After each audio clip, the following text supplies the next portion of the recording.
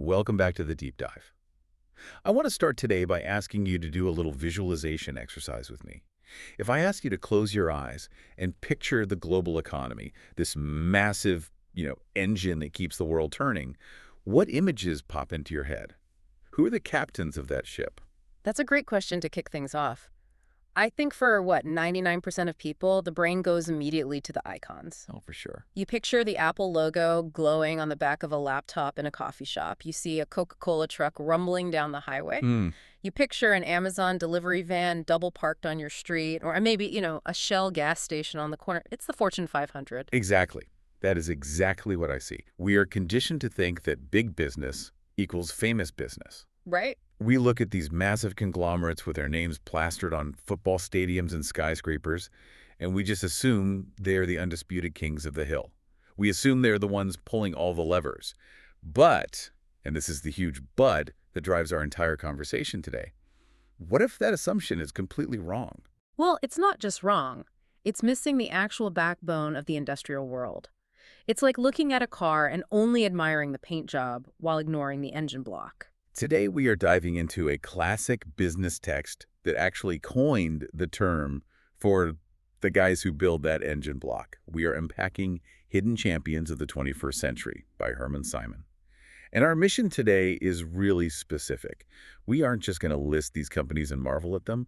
We are going to try and reverse engineer their DNA, because Simon argues that there is a parallel economy of companies that are arguably just as dominant, just as essential, but you have probably never heard their names. It's a fascinating premise, isn't it? We are talking about companies that hold 50, 70, sometimes even 100% of the global market share for their specific product. It's staggering. They are the undisputed kings of their hill, yet they could walk down Wall Street or through the wildest tech convention, and nobody would recognize them. It feels like a secret society, like the Illuminati of manufacturing.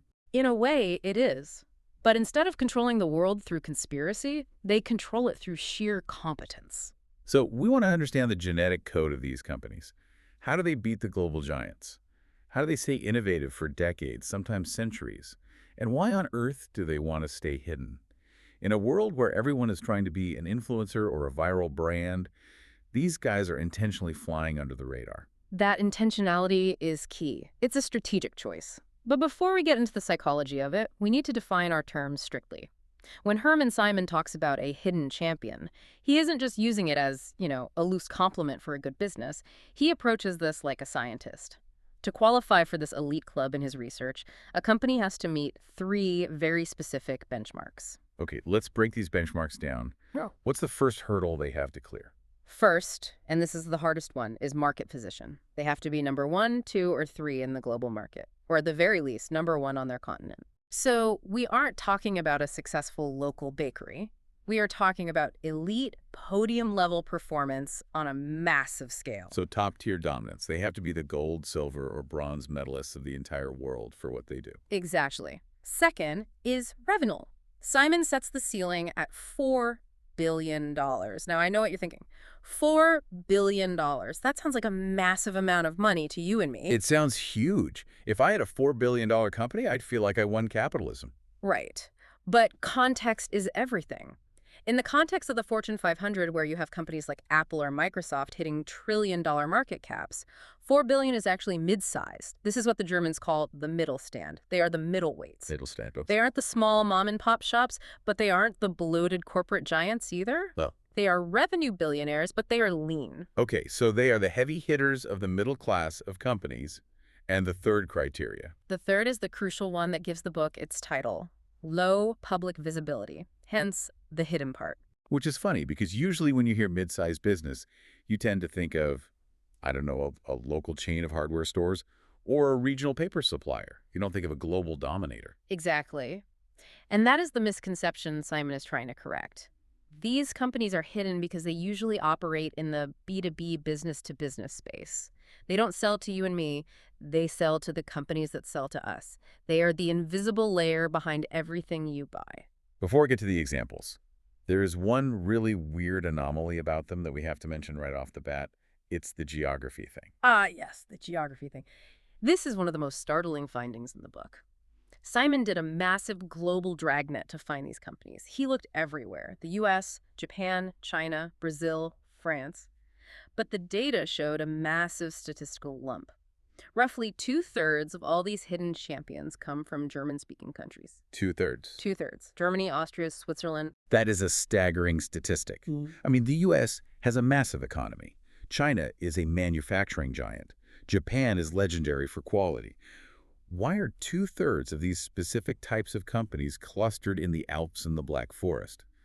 Is it something in the water? It's likely a mix of deep historical and cultural factors.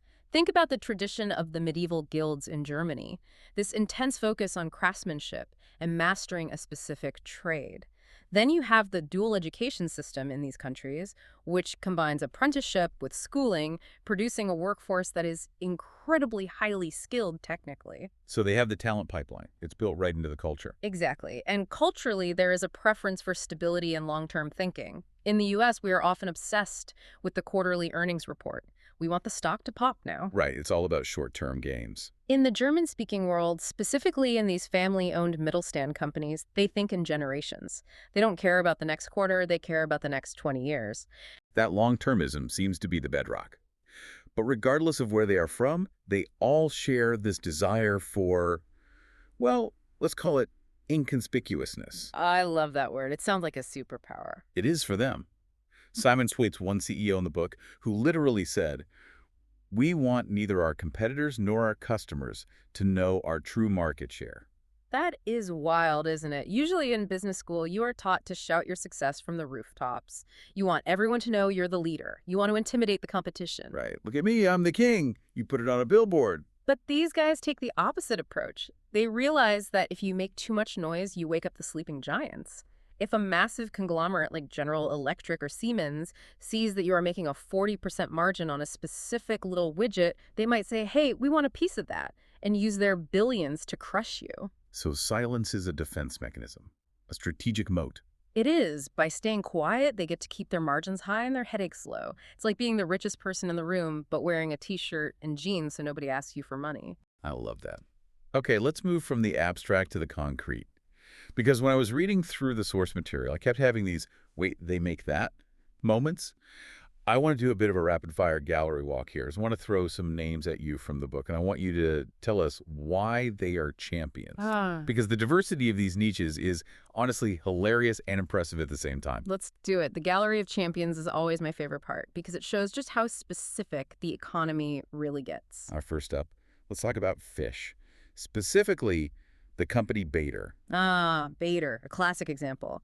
They are based in Germany and operate heavily in Iceland. Now, visualize this. You are at the supermarket buying fish sticks for your kids, or you're at a fast food joint eating a fish sandwich. Or maybe you're buying a nice frozen fillet. There is an overwhelming probability, we're talking nearly certainty, that a Bader machine processed that fish. What kind of numbers are we talking about here? What's the market share? They hold an 80% global market share in fish processing systems. 80%. That is a monopoly. Google doesn't even have 80% of the ad market in some places. For all intents and purposes, yes, it's a monopoly. But it's a benevolent one built on competence. In Iceland, which is a huge fishing nation, the mechanics who work on these machines are actually called Badermen. No way. It's become a generic term, like Kleenex or Xerox, called the Baderman. That is the ultimate brand dominance when your name becomes the verb. It is. And the tech is wild. They build these incredibly complex machines that use sensors and blades to skin, bone, and fillet fish with surgical precision at high speed. A human cannot compete with a Bader machine. It maximizes the yield of meat from every fish. It's a niche high-speed fish gutting, but everyone eats fish, so the market is global. Okay, next one. This one's a bit spicier. McIlhenny. Right, the makers of Tabasco sauce. This is a great American example to counter the German dominance. They are based in Avery Island, Louisiana. I looked this up on a map. It's literally a salt dome in the middle of a swamp. And that is their only production site, just one. Just one factory. Think about that. Coca-Cola has bottling plants in every major city on Earth. McIlhenny makes every single drop of Tabasco on that one island. But from that one swampy location, they export to 160 countries. The Queen of England uses it. It's in the rations of U.S. soldiers. You're the definition of a focused brand. They don't try to make ketchup. They don't make mayo. Exactly. Heinz makes everything. McGillany makes pepper sauce. That's it. And they dominate the globe with it. They have turned a commodity hot sauce into a global icon through sheer focus. I love that. One factory feeding the world. Okay, moving from the kitchen to the classroom. 3B Scientific. This one triggers nostalgia for anyone who took high school biology.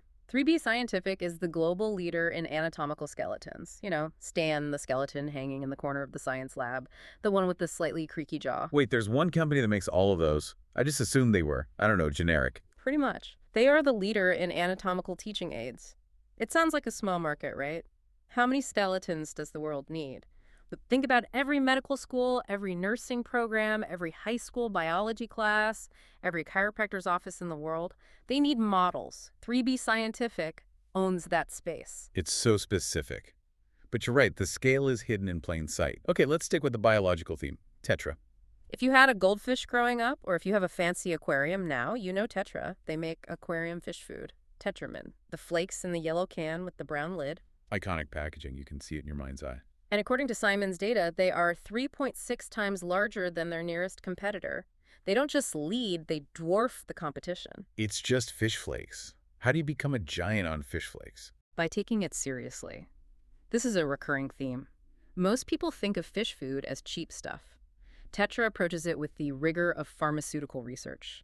They innovate in nutrition to make the fish live longer. They innovate in packaging to keep the flakes dry. They treat fish food with the same seriousness that Apple treats the iPhone. And because they care more than anyone else, they win. Okay, couple more. Gallagher. New Zealand. This is a classic case of geography dictating destiny. New Zealand has something like 70 million sheep. That's a lot of livestock to manage. So naturally, a company called Gallagher emerged there to become the world leader in electric fencing. So they started just solving a local problem. Exactly. A farmer needs to keep sheep in a paddock. But then Gallagher realized, hey, there are cows and sheep all over the world. There are horses in Kentucky, cattle in Argentina. They took a local solution to a local problem and scaled it globally. Now they're the gold standard for electric fencing. It makes total sense when you hear it. Okay, last two. Lampel and Young Bunzlauer. Lantel is Swiss. If you have flown on a plane recently, Delta, Lufthansa, Singapore Airlines, you have probably sat on their product. They have a 60% market share of airplane cabin interiors. The fabrics, the carpets, the seat covers. I never even thought about who makes the seat cover. I just thought Boeing made this. Nobody does. That's the point. Boeing builds the frame, but Lantel makes it comfortable. And Young Bunzlauer. Well, have you had a Coca-Cola lately? Or a Sprite? Sure. Young Bunzlauer supplies the citric acid for every single Coca-Cola. They are an Austrian-Swiss company. They are the kings of citric acid. It's a commodity in a way. It's just a chemical compound. But they have locked down the quality and supply chain so tight that the biggest beverage brand in the world relies on them completely. It really paints a picture, doesn't it? Yeah. From the curtain at the Metropolitan Opera, which, by the way, is made by a company called Garriott's, another hidden champion with 100% market share in that specific high-end niche, to the acid in your soda. These companies are everywhere. That is the synthesis here. The pattern is inconspicuousness. They operate in what economists call the hinterland of the value chain. They make the machines that make the products, or they make the critical components inside the products. You don't buy a Bader fish. You buy a fish processed by Dater. You don't buy a Young Bunzlauer drink. You buy a Coke. They are the invisible backbone of the economy. So we know who they are now. We see the gallery. But the burning question is, how do they do it? How do they achieve this level of dominance? Hermann Simon breaks this down into pillars, and the first pillar seems almost counterintuitive in today's business world. Right. The first pillar is extreme focus. Usually you hear business gurus talk about diversification. Don't put all your eggs in one basket. Pivot. Expand your TAM, total addressable market. If you sell coffee, you should also sell pastries and maybe music. But these guys seem to do the exact opposite. They absolutely do. Simon calls them market owners. The philosophy is singular. Do one thing, but do it better than anyone else in the world. And to do that, you have to say no to almost everything else. It's the discipline of refusal. There is a great story in the book about a company called Schmidt's Cargo Bowl that perfectly illustrates this. Can you walk us through that? This is one of my favorite turnaround stories in the book because it's so drastic. So, Schmidt's Cargo Bull is a German manufacturer of trailers, the big trailers attached to semi-trucks. In the 1990s, they were in a massive crisis. The market was shifting, they were inefficient, and they were struggling to stay afloat. They were bleeding money. And usually a struggling company tries to frantically launch new products to find revenue, right? Yeah. Try to grab cash wherever you can. Let's make smaller trailers. Let's make bike rack. Exactly. That's the standard panic playbook. Diversify to survive. Cargo Bull did the opposite. They looked at their product line and decided to cut it by 90%. 90%? That sounds suicidal. You're cutting off 90% of your potential revenue streams. It sounds crazy. They decided they would focus only on 4 specific types of trailers. That's it. If a customer came in and said, "Hey, can you build me a custom, weirdly shaped trailer for transporting racehorses?" They said no. Go somewhere else. What happened? What was the result of that? Productivity quadrupled. Their costs plummeted because they could standardize everything. Their quality skyrocketed because they were only building 4 things over and over again, so they mastered the process.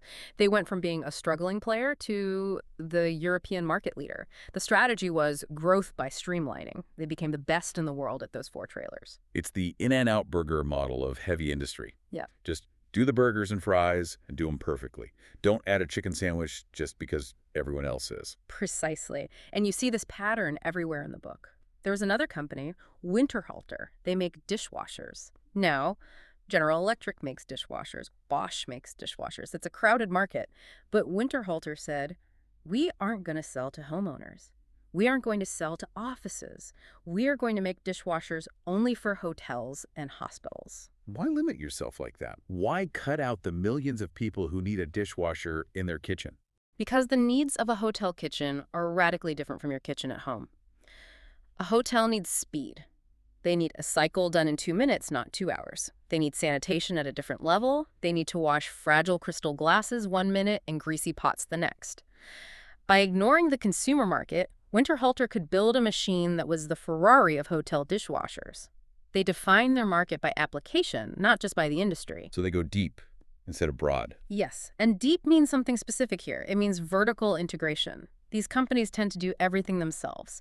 If they need a specific tool to make their product, they don't buy it, they build the tool. They want to control the entire value chain for that one specific thing. But I have to play devil's advocate here. The all eggs in one basket risk is real. If people stop eating fish sticks, Bader is in trouble. If hotels disappear like during the pandemic, Winterhalter is toast. Isn't that dangerous? It is a risk, certainly, but the expert counterpoint that Simon makes is very compelling. He argues that it is actually less risky to be a big fish in a small pond, meaning a market leader in a niche, than to be a small fish in a shark-infested ocean. If you are a diversified generalist, you are mediocre at a lot of things. When a recession hits, the mediocre get wiped out. But if you are Bader, you are essential. The industry needs you to survive. You are the infrastructure. Plus, that focus forces them to fight harder, I imagine. Exactly. They have no plan B. There's no other division to bail them out, so they make sure plan A works perfectly. It creates a survival instinct that diversified companies just don't have. That makes sense. But this leads to a contradiction that I'm having trouble wrapping my head around. If you focus on a tiny niche like stage curtains or hamster food, how do you get big? The market seems too small to build a billion-dollar company. If I sell artisanal left-handed scissors, I'm going to run out of customers in my town pretty fast. That is the billion-dollar question, and it leads us directly to the second pillar of the hidden champions, radical globalization. This is the mechanism that allows them to scale without diversifying. Okay, unpack this for me. It's a simple formula, really. Narrow focus plus global reach equals hidden champion. If your market is hamster food, you might tap out in Germany pretty fast. There are only so many German hamsters. But if your market is hamster food for the entire planet, suddenly that niche is massive. So they trade breadth of product for breadth of geography. Exactly. They take their one specific thing and they take it everywhere. And they don't just dabble in international sales. They are aggressive about it. The stats show these companies have an average of 24 subsidiaries worldwide. 24. It's a massive logistical footprint for a mid-sized company. And how do they manage that? Usually companies do joint ventures, right? Yeah. They partner with a local firm in China or Brazil to handle distribution because they don't know the local culture. That's the textbook way to go global. Not these guys. And this is another rule they break. The data shows that 77% of hidden champions do not use joint ventures or partners. They prefer to go it alone. They set up their own wholly owned subsidiaries. Why? That seems so much harder and more expensive. You have to hire lawyers in 20 countries, deal with 20 tax codes, manage 20 different cultures. It's about control. Remember, they are selling a premium, high-quality product. They are terrified that a local partner might dilute the brand, mess up the service, or steal the intellectual property. They want total control over the customer experience, whether that customer is in Munich, Mumbai, or Minneapolis. They believe that nobody can sell their product as well as they can. Can you give us an example of a company taking this go-it-alone thing to the extreme? Oh, absolutely. Look at Enercon. They are a massive player in wind turbines, the huge windmills you see on hillsides. Now, moving wind turbines is a logistical nightmare. The blades are gigantic, sometimes the length of a football field. Most companies hire shipping logistics firms, Maersk or whoever, Enercon. They built their own ships. They built their own ships, like they own a navy. They have their own merchant fleet. One of them, the E-Ship 1, is famous in the maritime world. It actually uses these high-tech Flettner rotors, which are these massive spinning vertical cylinders that use the wind to help propel the ship. So they're using wind technology to transport wind technology. Oh, this is so meta, and it's such a power move. It is, but get this. They refuse to manufacture in low-cost countries if there is even a 1% risk to quality. A lot of competitors moved manufacturing to places with cheaper labor. Enercon said no. They would rather manufacture in a high-cost country like Germany, put it on their own high-tech ship, and pay for the transport just to guarantee the quality is perfect when it arrives. That is dedication. And I guess because they are B2B, they don't need to spend millions on Super Bowl ads in every country to support this expansion. Right. This is the hinterland advantage. If you make cigarette-making machines, you don't need the general public to know you. You just need the 20 people in the world who run cigarette factories to know you. You can target your global expansion with laser precision. You don't need a billboard in Times Square. You just need a handshake in a boardroom in Shanghai. So we have focus and we have globalization. But there has to be a reason why customers stick with them. I mean, usually if you are a monopoly, you treat your customers poorly because, well, where else are they going to go? Think about your cable company. They know you're stuck. So the service is terrible. Why aren't these hidden champions arrogant? That's a great observation. It's the exact opposite with hidden champions. And this brings us to segment 4, the customer relationship. Simon calls it a symbiosis. A symbiosis. So it suggests both sides need each other. They do. First off, because they sell directly, remember, bypassing distributors, they have incredibly deep relationships with their clients. But here's the secret sauce. They rely on their most demanding customers to drive their innovation. Give me an example of that. Take Groman Engineering. They build assembly systems for electronics robots that build other things. One of their biggest customers is Intel, the chip maker. Now, Intel is notoriously demanding. They need precision at a microscopic level, and they need it yesterday. Instead of complaining about Intel, Groman uses Intel's demands to force themselves to get better. If they can satisfy Intel, they can satisfy anyone. So the difficult customer is actually a blessing. It's like a personal trainer who yells at you. You hate them in the moment, but they make you stronger. Exactly. It's training with a weight vest on. And this leads to how they view service. They don't just sell a product, they sell an outcome. This is a concept called servitization. Servitization. What does that look like in practice? Look at Hako. They make industrial cleaning machines. Think those ride-on floor scrubbers you see in airports. But Hako doesn't just pitch a machine and walk away. They pitch floor cleaning by the square meter. They will offer contracts where they basically guarantee the floor gets clean for a certain price. So they are selling the result. They are selling a clean floor, not a scrubber. Right. Or Enercon again with the wind turbines. They offer contracts where they share the risk. If the turbine is down and not making electricity, Enercon pays a penalty or loses money. They are telling the customer, we are so confident this won't break, we will put our wallet on the line. That requires insane confidence in your product. It does, and that confidence allows them to have pricing power. This is a key takeaway for any business owners listening. Hidden champions are almost never the cheapest option. Really? I would have thought efficiency leads to lower prices. Almost never. They charge a premium, usually 10 to 15% higher than the market average. They avoid price wars like the plague. They refuse to compete on price. How do they get away with it? Why do people pay more? Because they position themselves as problem solvers, not commodity sellers. If you are buying a machine that shuts down your entire factory if it breaks, You don't care about saving 5% on the purchase price. You care that it never, ever breaks. You are paying for peace of mind. You are paying for the fact that if it does break, a Baterman will be there in 24 hours to fix it. That is a great point. Value over price. The cost of failure is higher than the cost of the premium. Okay, but to charge that premium, the product has to be actually better. Which brings us to innovation. How do these old school companies, some of them have been around for 100 years, stay ahead of high-tech startups? Innovation is the engine of their dominance. But it looks different than Silicon Valley innovation. First, the raw numbers. They spend double the average on R&D compared to global industrial companies, and they produce 5 times more patents per employee. 5 times? That's staggering. They are patent factories. But the leadership plays a huge role here. In many of these companies, the CEO is also the head innovator. Not just a suit in a corner office looking at spreadsheets. No, look at Eloise Wabin at Enercon or Hans Riegel, the guy who built Haribo gummy bears. They were obsessed with the product. They were down in the labs on the factory floor. They weren't financial engineers. They were actual engineers. But the type of innovation is interesting. It's rarely about disruption in the way we use that word today. It's about evolution, not revolution. Explain that distinction. Take Miele, the appliance maker. Their motto is immer besser, always better. They aren't trying to reinvent the concept of a washing machine every year. They aren't trying to make a washing machine that also makes coffee and checks your email. They're trying to make a machine that lasts 20 years.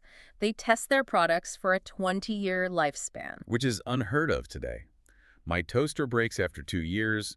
My phone battery dies after 3. Exactly. Planned obsolescence is not their game. They want you to buy it once and have it work forever. Or look at Wanzel, the shopping cart kings. The shopping cart kings. I love that title. A shopping cart seems simple. It's a wire basket on wheels. But Wanzel is constantly making tiny improvements. Better wheels that don't get stuck, better nesting so they take up less space in the parking lot, lighter materials so they're easier to push. It's a game of inches. They make hundreds of small improvements that competitors just can't catch up to because the competitors are looking for the one big thing while Wanzel is doing 1,000 little things right. It's the accumulation of marginal gains. And they integrate market and technology. They don't just let engineers build cool stuff in a vacuum, and they don't just let salespeople dictate features. They listen to the customer and push the tech simultaneously. It's a continuous loop. So they're innovative, they're global, they're focused, but surely they have competitors. Even if they own 80% of the market, who is the other 20%? Who are they fighting? This is segment 6, competition, and the landscape is fascinating. Because they are in niches, they usually operate in oligopolies. An oligopoly meaning a market with only a few sellers. Right. Usually, globally, there are only 5 to 10 players in their specific market. It's a small club. But here's the startling insight. Many of these CEOs say, we don't watch our competitors, they watch us. That is a flex. It's a huge flex. They set the standards. There is a company called Stabilis that makes gas springs, the hydraulic things that hold up your car's hatchback or your office chair. They changed a symbol on one of her parts, and within a year, the entire world industry had copied the change. That is dominance. When you change your font and everyone else changes their font, you know you're the leader. But they must fight someone. They can't just be alone at the top. They do, but often their fiercest rival isn't in China or the US, it's right next door. What do you mean by that? There is this phenomenon of local rivalry. The best example is Adidas and Puma. Now, both are huge brands, but they were founded by 2 brothers, Adi and Rudolf Dassler, who hated each other. Cain and Abel with sneakers. Literally. They lived in the same small town in Germany, Sörltgenrock. The town was divided. You either wore Adidas or Puma. They spent decades trying to destroy each other. And that local feud made them global giants. Exactly. The pressure to beat the guy across the street forced them to be better than anyone else in the world. If you can beat your brother, who knows all your secrets, you can beat Nike. Same thing with Heidelberg and Manroland and printing presses. They are neighbors. This local rivalry keeps them globally fit. It's like training with a sparring partner who knows all your moves. It keeps you sharp. You can't slack off because Rudolph is watching from across the river. Precisely. It prevents complacency. I want to pivot to the people inside these companies. We have talked about strategy, but what is the culture like? Is it a paradise to work there? Is it a relaxed family atmosphere? Paradise might be the wrong word. It's more like an elite sports team. It's a high-performance culture. Hmm. Simon notes that because these companies are often smaller than the giants, there is no place to hide. So no coasting in the back of the open plan office checking Facebook. No. If you are lazy, everyone knows. Your contribution is visible, so it's not for everyone. If you want to hide in bureaucracy, go to a Fortune 500. But for the people who fit, the retention is insanely high. The average tenure at these companies is often decades. People join and they never leave. But getting them to join must be hard if nobody knows the company name. If I'm a brilliant young engineer, I want to work for BMW or Google or Tesla. I don't want to work for a company in a village making screws. That is their biggest weakness. Recruiting. They are unknown to university graduates. They call it the war for talent. But they have a secret weapon, the rural advantage. The rural advantage. How is being in the middle of nowhere an advantage? Many of these companies are in small towns. Think Warsaw, Indiana, the orthopedic capital of the world, or Gwinner, North Dakota for Bobcat, or tiny villages in the Black Forest. Once they get a young engineer to move there, that engineer often stays forever. Because the cost of living is low, the quality of life is high, and the company is the town. They become part of a family. They aren't just a number, they are a pillar of the community. If you work for the hidden champion in a small town, you are local royalty. That makes sense. You build a life there. And the leadership style. You mentioned CEOs who are obsessed with the product. Simon describes the leadership style as a paradox. Authoritarian on principles, participative on details. Break that down. That sounds contradictory. The leader sets the vision. We are going to be the world leader in screws. We will not compromise on quality. Right. That is not up for debate. That is authoritarian. But how we make the best screw, that is participative. The engineer, the floor worker, the janitor, they all get a say in the details. They want input from everyone on how to execute the vision. And the tenure of these leaders. The leaders stay for a long time. The average tenure for a hidden champion CEO is 20 plus years.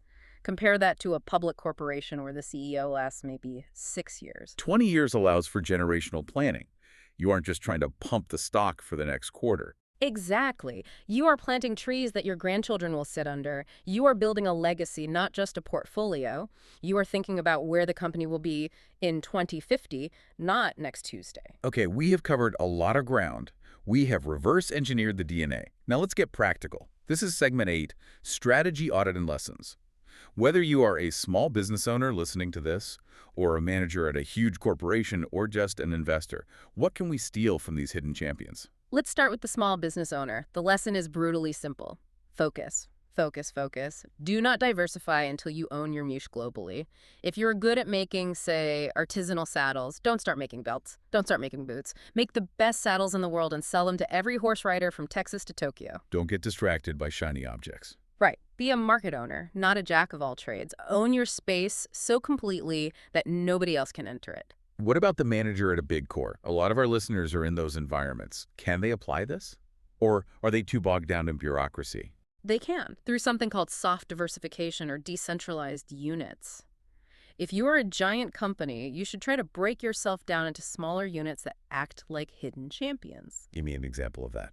Look at Hermann Simon. They are the tunnel drill kings, massive machines that dig subways. They saw an opportunity in geothermal energy vertical drilling. Instead of just burying that project inside the main engineering department where it would get lost, they created a separate startup, Hermann Vertical. They let it act like a focused, hungry, hidden champion. They gave it its own identity. So create speedboats, not just more decks on the Titanic. Exactly. Give them autonomy and let them focus, let them run. And for the investors listening, the lesson is, look for the boring market leaders. Conglomerates often underperform. Focus companies that dominate a niche, even a boring niche like cardboard or adhesive, often outperform the market because they have pricing power and resilience. It's the Warren Buffett philosophy, essentially. Wide moats. Very much so. It's the both and philosophy. Hidden champions manage to be both niche and global, both traditional and innovative, both operational and strategic. They don't compromise. This has been an incredible tour. As we wrap up, let's look at the future. We are living in the age of AI, massive digital platforms, rapid disruption. Can these hidden champions survive? Or are they dinosaurs waiting for the meteor? It's a valid fear. Can a company making mechanical screws survive in a digital world? But Simon argues they are well positioned. The formulae ambitious goals, narrow focus, global reach, closeness to customer, that doesn't go out of style. It's timeless. In fact, in a world of digital noise, having a tangible, high-quality product and a deep relationship with customers might be more valuable than ever. You can't download a fish fillet, you can't download a wind turbine. The physical world still needs to be built. And some of them graduate, right? They don't always stay hidden. They do. SAP, the software giant, started as a hidden champion. Worth started as a two-man operation selling screws and is now a global giant. They became big champions. The model scales. It makes you look at the world differently. You realize the backbone of the global economy isn't the Fortune 500. It's these 2,000 or so specialized, quiet leaders who are just doing the work. Absolutely. They're the invisible giants holding everything up. So here is my final provocative thought for you, the listener. We live in a world that tells you to scale fast, to be famous, to be everywhere at once. But the hidden champions prove that you can build an empire by being quiet, by being narrow, and by being essentially invisible to everyone except to people who matter most, your customers. That's the ultimate lesson. Be so good they can't ignore you, but maybe be quiet enough that your competitors don't notice you until it's too late. I love that. In an age of noise, silence is a strategy. Thanks for diving in with us. We will see you on the next Deep Dive. See you then.